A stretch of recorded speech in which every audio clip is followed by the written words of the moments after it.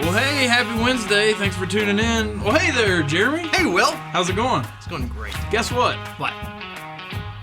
Happy New Year? I was going for chicken butt. Chicken butt. Sorry, I forget that I'm wearing this shirt. Yeah. So my wife said, please You don't should wear... forget that you're wearing that shirt. So I had my Germany sweatshirt on.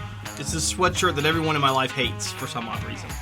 But she said, it's please. the worst designed sweatshirt I've ever seen. It's literally just a navy blue sweatshirt that just says Germany. There's no flag. There's no picture. No. It's actually like the font is Times New Roman. So we call the sweatshirt Times New German is what we call it. So my wife made me promise that I wouldn't wear it out in public. And so she was like, please don't record anything live. So I said, fine, I'll take it off. I'll wear whatever I have. And I forgot what I had on was, guess what, chicken butt. That's a great... I'm just glad you had a shirt under it.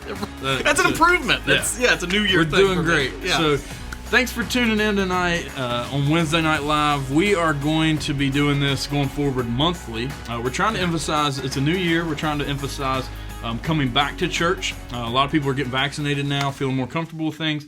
And so we're hoping that there's more involvement in person, which is what the Bible calls us to.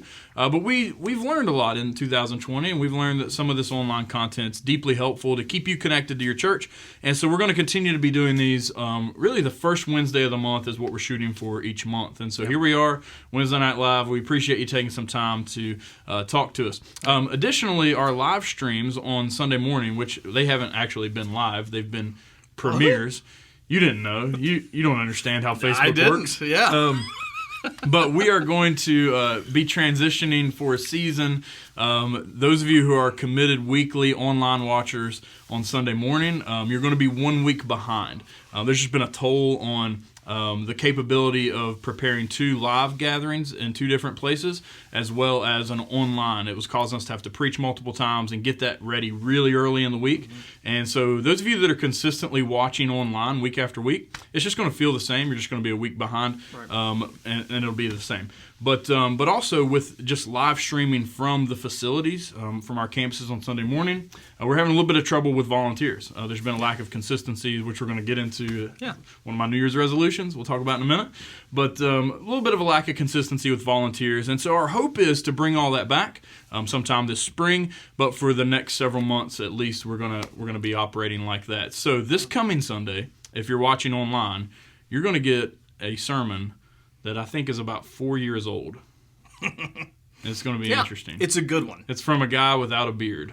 Ooh, that's a good plug. Yeah. So you're going to want to check it out. It's very good. And then you'll pick back up in Mark the following week. But we encourage you to be with us, though.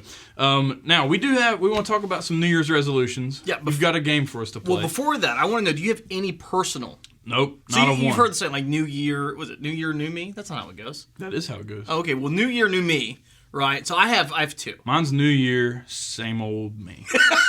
That's the same. When you look in the past, you don't go, man, I need to change. Nothing needs to change about me. I'm so happy with me. I mean, I used to not have a beard 4 years ago. Okay, yeah. But now I do, and I like it. So yeah. Okay, well, so I know I have 2. One is that I know that I'd lost 40 pounds, and I'd gained about 15 of it back during COVID, right? Because for me, I was indoors just around food more. Yeah. And so yeah, I'm my goal is to get back to that. So I lost 40 pounds along with you, and then gained 50 back. Some people would call that gaining 10 pounds. Yes. But, not you. Yeah. I look at it. I'm an optimist. Yeah, you are. But that's not my resolution. Yeah. The other one I have is to be on Facebook more. I told this to one of our deacons that I want to be on social media more. Because I find out so much about... Is that you in the comments right there? It is me. Yes. Oh, yeah. See, that's what I'm talking about. Okay. I'm going to try to be in there more. Good job. You're doing good on your resolution. Thank you so much. No, I really wanted to... I found out so much is communicated on Facebook. There's also these things they're called memes. They're really funny. I've heard of these. They're real. Memes are amazing. Yeah. So I want to get into that. Memes. Yeah. Okay. So now we got away from New Year, New Me. Now what we're going to talk about is New Year, New We. Oh, that's genius. Yeah, thank you. So we're going to be looking at resolutions that we have for the church. Bum, bum, bum. We don't have any... this is live, so there's no, sound effects. There were, actually, but you just ruined it. I did. All right, so we'll go first. We're going to go first. Ready? We haven't seen each other's, by the way. Right. We haven't seen each other's resolutions, but true. just as two of your pastors, we wanted to make these quick New Year's resolutions for the church. And my first one is consistency. Consistency. Yeah. Nice. Do you care to explain? Yeah, I had a Bible verse prepared to read on Look my at you. first resolution. It comes from Hebrews chapter 10, verse 24. Says, "Let us consider how to stir up one another to love and good works, not neglecting to meet together as is the habit of some, but encouraging one another, and all the more as you see the day drawing near." It's been a crazy year, and a lot of people have been out of church for a long time. And what we've seen, kind of the trend has been come back, but don't come back weekly. Right. And some of it's legitimate because there's, people get quarantined because of work and different things like that. But I think some of it, maybe a lot of it, is we get into routines. And when we break habits, it's hard to get those habits back. Without question. And habits of gathering together, stirring up one another, has led to a lack of consistency. Yeah. And so 2021, I want to see New Heights Church more consistent in giving, more consistent in attendance, more consistent in discipleship and evangelism, all those things. All right. I like that. I agree with that. Yeah. That's not one of mine, but I agree I thought with that was going to be consistency. No, number one. my number one is serving. Wow. So it's kind of what you said a little bit. So we had shared some stories recently, and what's wrong? Oh, the tape? That's bothering me. Okay. Yeah. Are you okay now? Yeah, I'm good now. Okay. So we have when I put serving is where people aren't consistent, and it's funny. I'm happy you started with that. We really hadn't seen each other's. Our ability to serve the local body has decreased. And that's it's frustrating. I know there's a lot of people that they're supposed to serve. A lot of times they just don't show up. Yeah. And my daughter, she felt the weight of it. I think, gosh, I don't think she heard me, but I mean she knows me well enough. She volunteered to help with hospitality because she noticed that no one was doing it except for me and the people that when they show up. But there's been a lack of just initiative in serving for people who even are back. Yeah. So. Yeah, I know you had a similar. Yeah, my son Micah's been coming to church with me and helping out with in the production booth, running slides and doing different things there. And so how old's Micah? He's 9. My daughter is 8. Yeah. So if they can do it, you can. Yeah, that's right. All right, let's go to number 2. Yeah, I don't remember what number 2 is. New year, new me. Oh gosh. Yeah, growth. Growth. Yeah, this is simple. This is a short joke, isn't it? Yeah, I just wanted you. You need to stop growing. You make me sit on this couch because it's lower. It's true. You want the camera angle to make you appear to be bigger. It's very true. I'm not gonna lie. But yeah, that was it. I just wanted you to grow. Spiritually and physically. Yeah. No, our church shrank in 2020 for the first time in its history. So our church is 8 years old, and it got smaller in 2020. And so that's disheartening. We want to see the church grow because not just for the sake of bigger crowds, but we want to see people coming to Christ. We want to see evangelism happening. And so I just want to see growth this year. Well, kind of what you mentioned in Hebrews 10, it's hard. I mean, the more... I think the people that were in our church, we want to see them stirring up each other. And that's really hard to do when people are inconsistent, when people aren't here, when there's and not only that, but I know that recently we've had a lot of first-time guests come and no one else, right? It's just like a church of first-time guests. Yeah. And that's a little bit disheartening because it's like you're hoping that people that are in your church will welcome these people. Right. And if they're not there to welcome, well, then these people are going, well, this isn't a friendly church. I don't want to be here. Right. And so sometimes adding to the body for edifying reasons requires people that are there to be there and to be serving and to be consistent. Yeah. All right. Let's see your second one. New year, new we. Rotation. I have no idea what that means. It means I can't. And this is something I've always desired for a greater pastoral rotation, and when it comes to preaching, there is that mentality we get that especially I think when we're 2 campuses, that's my pastor, and the other guy, right?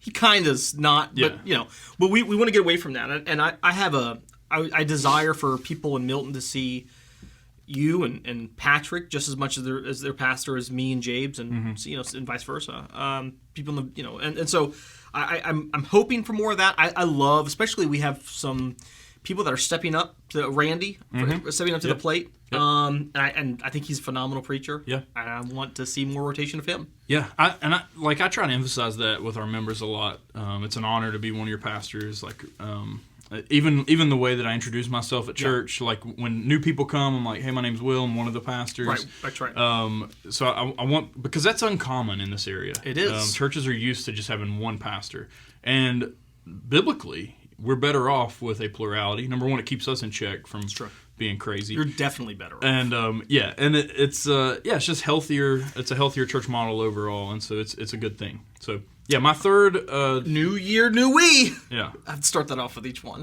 I get that. Groups. You couldn't read it because you left your tape on it every time. Well, and I'm upside down. Okay. Groups. I wanted to see new groups started this year. So groups. What are groups? Groups are groups of people. Well, we have that in multiple ways, right? We have home groups. We do, yeah. Yeah. Well, so we have lots of different ways to start groups. There are like what we would call focus groups, which are like based around an affinity, like a love for a hobby or just a season of life. A group of women meeting together, or a group of basketball players meeting together to shoot hoops, but also study the Word. Lots of those types of things. Home groups, which are groups that just meet to go through a study guide that the church provides in a home. Discipleship groups, which are usually smaller. They should read the Word together and do life together and hold each other accountable to avoid sin and pray together. Lots of ways you can live this out, but I think this is one of the things that's really suffered in 2020. Oh, yeah. And we need to get back to it. So, and when we say, if you're not in a group, in a discipleship group, in a home group, and I don't mean you're on someone's group's text thread who's constantly inviting you. Like, if you're not going to a small group, and if you're someone who isn't comfortable, I want to ask you to show us some initiative and start like maybe an online group or something like that. Or just let us know that you want to be in a group. Sometimes, believe it or not, we don't want to like make you feel awkward. So maybe we're not asking because we don't want to like weirdly put pressure on you. But if you want to be in a group, please talk to us. And if you're not in one, we can find one for you. So please let us know. Absolutely, we can. And my final one, new year, new we. This is more about you, actually. It's Will's attitude. This is a new year, new you. Yeah. So you have been. I don't understand this. Well, you've been a little mopey. You've been a little sad. And typically I'm the pessimist. You're the optimist. Yeah, that's why I've been sad and mopey, because your pessimism a whole year of that's not true. Pessimism is you never getting listen to me. my pessimism that much. But you listen, look at the comment threads. You can see them right there. Yeah. The people are saying you're mopey. And they're agreeing with me. You've become a little mopey and a little sad. All right. I'm just, why? Hey, it's been a sad year, right? It's been a little sad. Yeah. The lamenting service was really good for me, actually. Dude, that was phenomenal. It was a safe space for me to go and just be mopey. Like, I just wanted to go and You needed one of those. I wanted to lay before the Lord and be mopey. Yeah, so we had that lamenting service so that we could grieve in a proper way, because our church has gotten smaller. People are struggling with sin more. There's just a disconnectivity with people, and as a pastor, it's hard to deal with. So I think people oftentimes they'll see, oh, not as many people are here at church, but I think it goes further than that, and I think we get an honor of seeing a little bit more into people's lives than that, and there is more than just lack of attendance. There's a lack of discipleships happening at home, a lot of just a lack of spiritual growth. Yeah, and it definitely bucks against any expectation that I think either one of us had for this year. Yeah. And that's been it has been really, really difficult. Yeah, well, and there's a selfishness, especially as a pastor. There's a selfishness and a pride that comes into it too. You take pride in your work, and your work is to work in the church. And so when the church does well, you feel proud of that. And the church hasn't done real well. No. And so I think when that happens, and especially like I work with a lot of other pastors too, like just networking. And just across the board, pastors are cranky. They're stressed out. You're the anomaly. I know you're just like ray of sunshine all the time. Well, okay, so here's the thing. Hey, my wife. Julie knows we do this every she knows the time. Yeah, she's mad that she misses you're wearing me. that shirt. That's what she's calling it. She's like, take it off. She's like, you're not wearing that shirt, are you?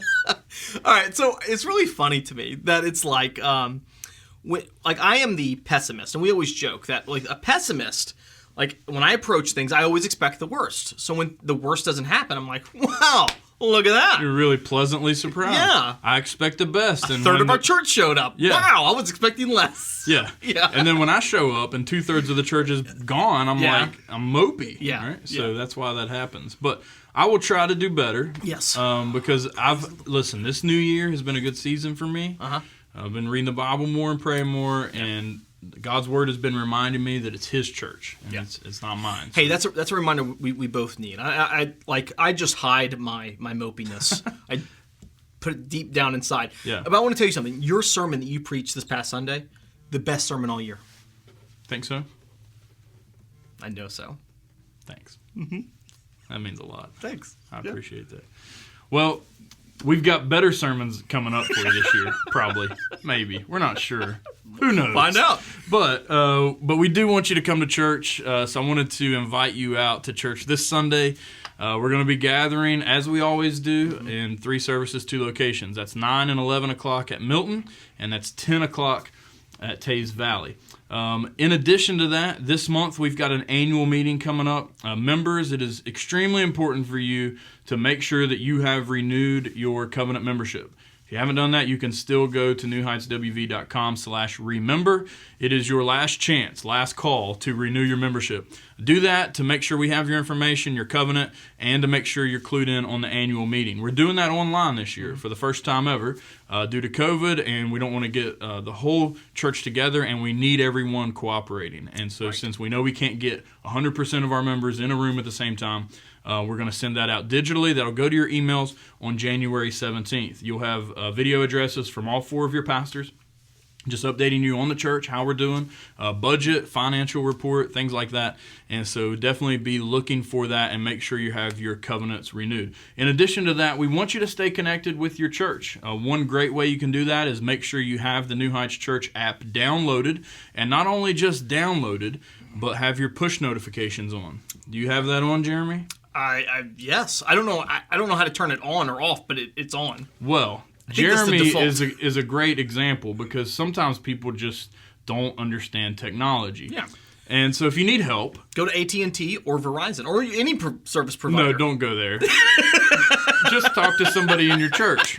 There we go. Somebody on staff, maybe besides Jeremy. Not me. And we can help you make sure those notifications are on. The reason we want you to do that is we're going to send a weekly notification. We're not going to blow up your phone, but that push notification will let you know what's going on that particular week at New Heights Church. And so it's good for you to kind of stay connected and know what's happening with men's gatherings, women's gatherings, other discipleship opportunities, things like that. So church, we implore you to stay connected, keep serving Jesus fearlessly, and worship Him deeply. And we look forward to seeing you this coming Sunday.